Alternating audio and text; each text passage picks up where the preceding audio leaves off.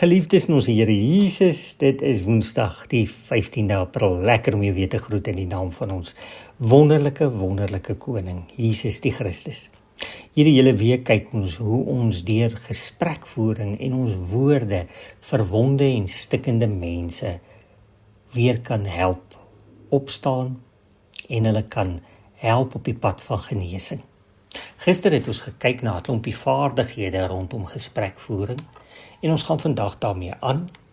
En kom ons gaan sommer aan waar ons gister opgehou het. Ons het gister vir mekaar gesê, refleksie van die persoon se gevoelens is belangrik. Ons het gesê, as die persoon byvoorbeeld aggressief voorkom, dat jy vir die persoon sou kon sê, dit lyk vir my dat dit wat met jou gebeur het, jou baie kwaad gemaak het en jou verskriklik ontstel het. En dit help hulle om hulle eie gevoelens op 'n manier dan te verwoord en te ontlaai. Daarmee saam gaan natuurlik die volgende, en dit is, wat jy sê vir so 'n persoon is nie so belangrik nie, maar wat jy die persoon laat sê, dit is die belangrike. Kom ons sê dit anders. As hy of sy self hulle probleem kan ontdek en dit vir jou noem, is dit baie beter as dat jy dit vir hulle sê.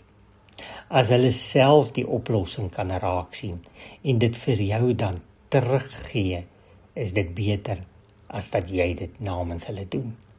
As jy hulle kan help om te huil en oor hulle gevoelens te praat, het jy hulle meer gehelp op die pad van genesing as wat jy ooit kan dink. Moenie voorskriftelik wees nie. Noem vir hulle die moontlike oplossings, soos jy dit natuurlik sien.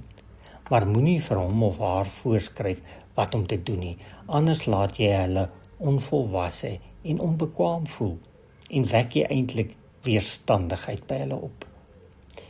Dan natuurlik, let ook op die uitwerking wat die gesprek op hulle gemoed het. Die doel van so 'n gesprek is natuurlik om hulle gemoed aan te raak en hulle beter te laat voel, eerder as dat hulle by jou wegloop en moedeloser of selfs meer depressief voel. Vir vanoggend sê ons dus vir mekaar, kom ons oefen die volgende vaardighede. Ons oefen onsself daarin om mense deur die Gees van die Here ook op 'n plek te bring waar hulle self ontdek wat hulle so verskriklik seer maak, sodat hulle dit self kan verwoord, heel voordat ons dit vir hulle uitwys. En dan mag ons nooit voorskriftelik wees met oplossings nie. Laat hulle kom met die oplossings tot hulle probleme.